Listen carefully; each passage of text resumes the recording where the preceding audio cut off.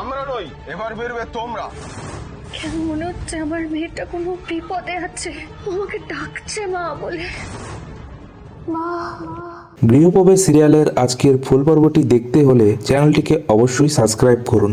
আদি আর শুভ বলে, অফিসার এই মেয়েটার কোনো দোষ নেই, ওকে বিরক্ত করছিল ওই ছেলেগুলো। শুভলক্ষ্মীর হাতে আঘাত লাগলে তখন মেডিসিনের দোকানে যায় আদ্রিত।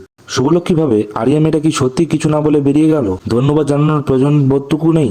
কেশবকে ঘিরে সাজ হাসি ঠাট্টা করে আর বলে, মেয়েটার নাম কি বল। সেবন্তী বলে, আমার দাদুভাইকে এভাবে জ্বালাতন করবে না। আদি শুভকে বিয়ে করে যে ভুলটা করেছে, আমার দাদুভাইয়ের ক্ষেত্রে সেই ভুলটা আমি হতে দেব না। আমার পছন্দ করা মেয়েকে বিয়ে করবে আমার দাদুভাই। আরিয়া ফোনটা ফেলে রেখেই তখন চলে যায়। শুভলক্ষ্মী ফোনটা হাতে নিয়ে দেখে তার বাবা ফোন করেছে। শুভলক্ষ্মী ফোনটা ধরে কথা বললে আকাশ চমকে যায় এই চেনা গলা শুনে। পরবর্তী পর্বটি দেখতে হলে অবশ্যই লাইক এবং সাবস্ক্রাইব করুন।